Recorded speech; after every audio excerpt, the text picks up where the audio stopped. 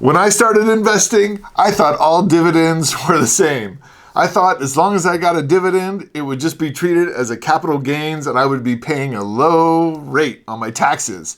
So in fact, I came up with this strategy. Let me ask you if you ever had this idea. What I did was I went and I bought a stock right before the dividend was going to be paid, and then I sold the stock right after. I thought the stock probably isn't going to move much over those couple days, and I'm going to get a nice juicy dividend at a low tax rate. Well, let me tell you, that ain't how it works. And I learned the expensive way. So why don't we talk about dividends and how they're taxed? Coming up. Welcome to the channel. This channel is all about personal finance and investment. Now in this video, we're going to talk about dividends and how they're taxed. So we're going to talk about the different types of dividends and how those different types of dividends are taxed. We're going to talk about ETFs, mutual funds. We're also going to bring in some REITs. And we're also going to talk about my dividend holding strategy because I do like to have stocks that have dividends and how I allocate those in my portfolio to reduce what I think is my tax burden. Now, I know you're excited to get to the taxes. Who isn't, right? But first, let's just make sure that everybody's on the same page about dividends. So what is a dividend? A dividend is money paid to shareholders out of the earnings of a company. Now, dividends are authorized by the board of directors, and they're usually about 4 times a year, sometimes once, but usually they're 4 times a year. Now, you can get dividends from stocks, mutual funds, ETFs, and dividends are typically reported to you, well, they should be reported to you, on a 1099 div, and you'll get that from your broker. So we want to know how dividends are taxed, how we should hold them to make sure we optimize or reduce our taxes. So let's get started with that. So again, remember in my example in the very beginning, I said that I would buy the stock and then, because I would look to see when the dividend is going to be paid, so I would buy it, and then I thought I would be able to get the dividend because I was there on the pay date. Well, dividends don't exactly work that way. So let's take a look at an example of a dividend here. Let's take a look at AT&T. So AT&T has a dividend of 6.91% a year. That's pretty good. Can you imagine that maybe if you were retired, if you had all your money in your account and you had a large part of it in something like AT&T where you could just pull 6.91% pretty safe every year? That's not a bad idea. Not investment advice, just saying. I think it's not a bad idea, but at least a whole part of it there. But yeah, so they have a 6.91% dividend as of the date of this video. Maybe it's dropped when you're watching it. Maybe it's even better. Maybe the stock price dropped, the dividend went up, right? So yeah, so let's take a look at it. So you can see there's a dividend pay date. This is the day they actually cut the check, right? Or they wire it into the account. So this is the day you get your money, right? So before this dividend pay date, you'll see here's an Ex-Dividend date. Now this is the date you want to beat. So you want to be holding it on this Ex-Dividend date to be able to make sure that you are on the record to get your dividend. Now the Ex-Dividend date is 1 business day before the date of record or record date. The record date or date of record is when the corporation goes through the list, see who's on the record list. So if you are, you get your dividend. So they take a look. Oh, it's Ray there, Ray there. Oh, there's Ray. Give him a dividend. So you really want to beat this Ex-Dividend date. And I can tell you what I do is if I'm getting a company and I'm really trying to sort of leverage that dividend or, for my return, I make sure that I'm in there early. I want to make sure that I'm in. That way, if I'm in well before this, I want my shares to not only be purchased, but I want them to be settled and cleared. I want there to be no question that I should be on that list. Another reason why I like to have my dividend stocks, I like to have my shares before the dividend date. I don't like what goes on right around the date of dividends. Let's take a look at AT&T. Let's take a look and see what happened the last date right around the dividend, the Ex-Dividend date. So let's go back. I'm going to pull up a chart. Let's go back to January 8th. Okay, here we go. So check this out. And you might want to work this into your investment strategy. And looking at it, I might work it into one of my swing trade strategies. So if you can see here, so Friday is the date of record date, right? So this is the date where they declared the dividend. Look, the stock was up at about $30 on the Ex-Dividend date, and it went down to about 28 something on the dividend date. So if you're rushing to meet this date, you might get, your 25% of whatever the yearly dividend is. What here says 52 cents a share. But it just dropped more than 52 cents for your share, right? $30 down to 28 something is more than 52 cents. So just saying, this is the kind of things that seem to happen around dividend dates. So let's just take a look at this one real quick. So so that was on Friday, the dividend date. So look, see, it was kind of down. Then all of a sudden it started running up the week of the dividend. So, so to me, it looks like it might be a better strategy if you're going to swing trade. Maybe get it a little bit early and maybe sell it on that ex-dividend date. Let's tell you what, let's go back to another date. As I digress, let's take a look at another date. Let's go back to another last dividend before that one. Okay. So here, let's take a look at this one. On Thursday, I think that was an earnings day, jumped. Okay, here we go. Another dividend on Thursday here. Here we go. So dividend, so let's go to the ex-dividend date. So ex-dividend date, it was up to 2907. On the date of record, it was 2824. Is that the difference of about 50 cents? Probably, huh? But let's back it up there again. So yeah, kind of flat, but maybe down a little bit. So it looks to me like it might be a better idea to buy the stock and maybe sell it on the dividend date. So let's go. I'm going back to the next one before that, and then we'll just move on. But let's just check it out one more time. Earnings date.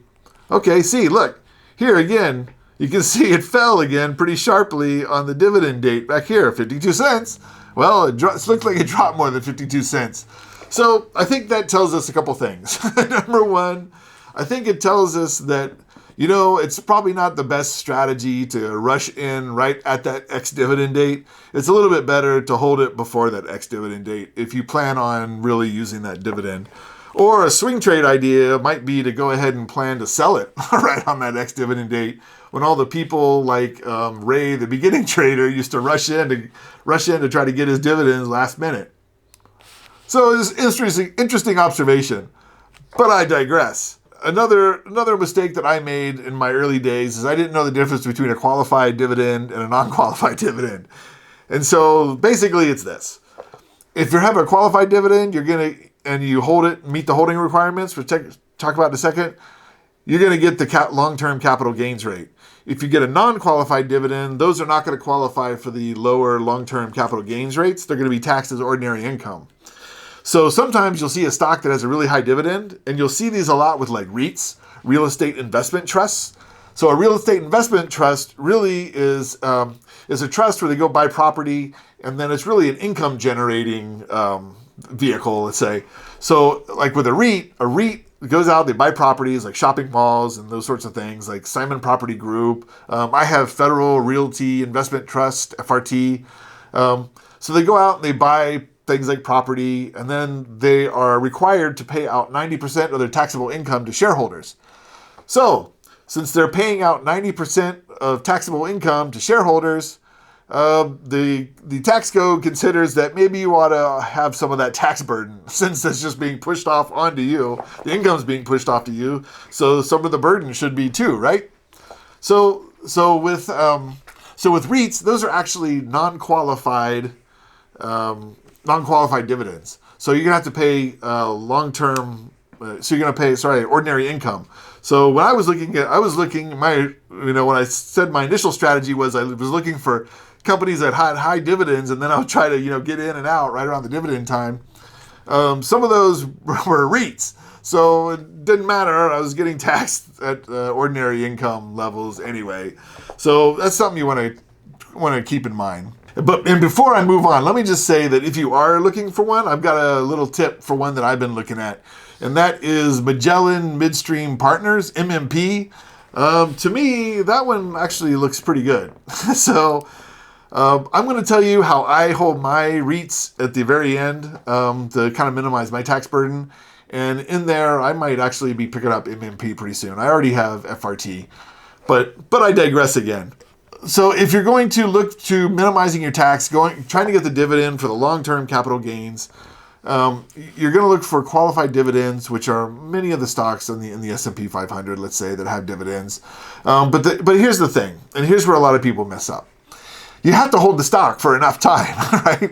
You can't just, what I usually thought, you can't just jump in right around the dividend, jump out, and just think you're going to get this long-term capital gains rate on the dividend. It doesn't work like that. So there's actually a holding period for you to be able to get that long-term capital gains rate.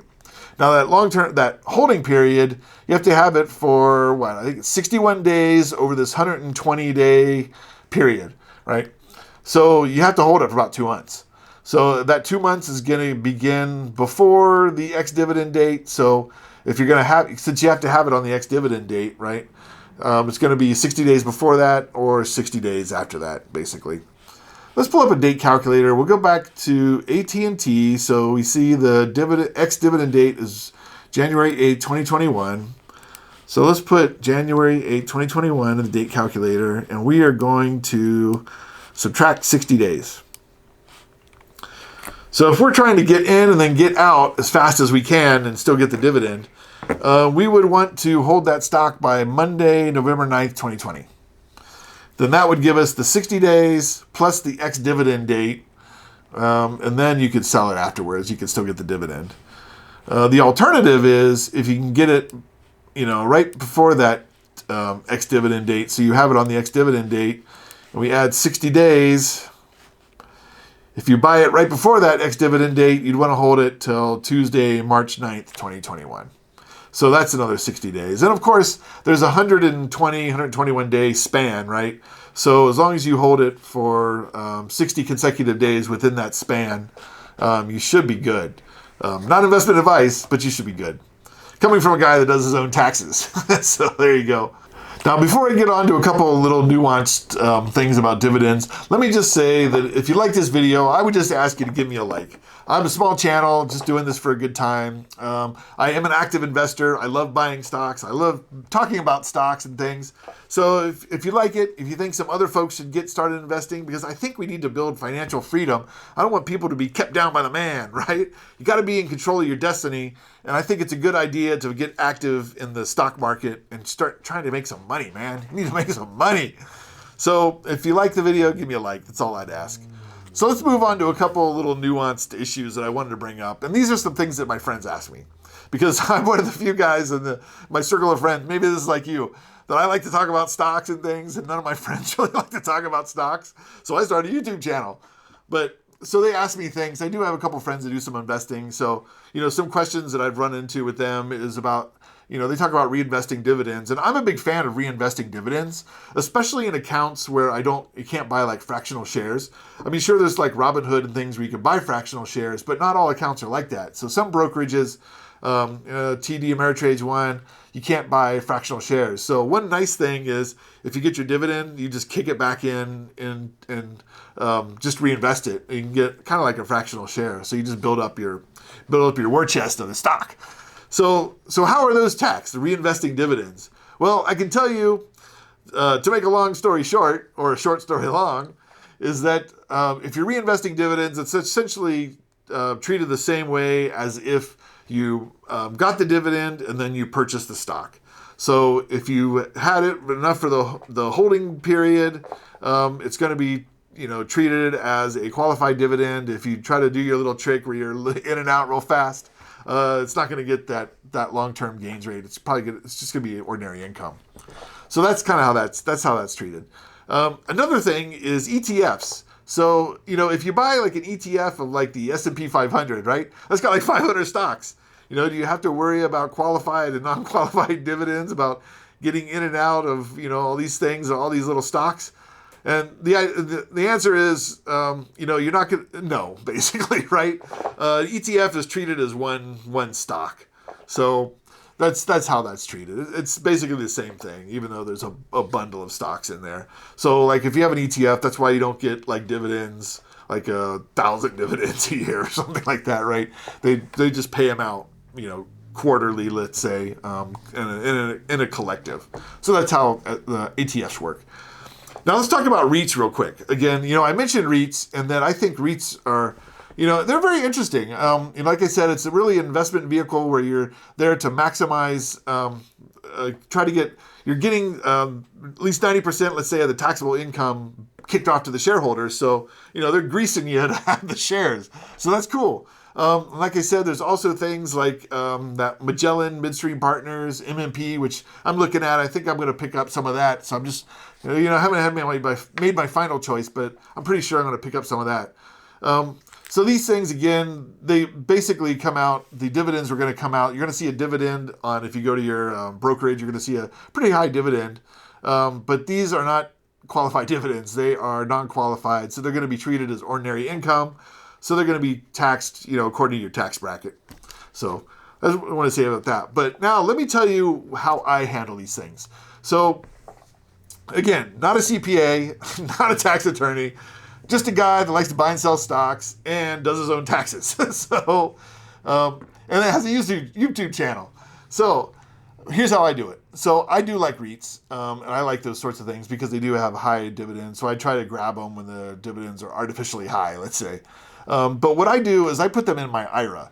So, as you can recall, so if you're going to get taxed as ordinary income, you can lose quite a bit of the money. But if you put it in your IRA, you don't pay taxes on your IRA, right? You're not until you take the money out, if you have it's a regular IRA. But of course, if you put the money into the IRA, then, it's already taxed. It's, if you have like a Roth IRA, it's taxable income that goes into it. So I hold these things in my IRAs. I think that's a pretty good strategy. But again, not a CPA, not a tax attorney, just a guy who does the taxes and has a YouTube channel. So that's how I do with mine. So if you like this video, again, give me a like. And why don't you check out some of these other videos. I hope you like the channel. And I will see you next time. See you in the next video.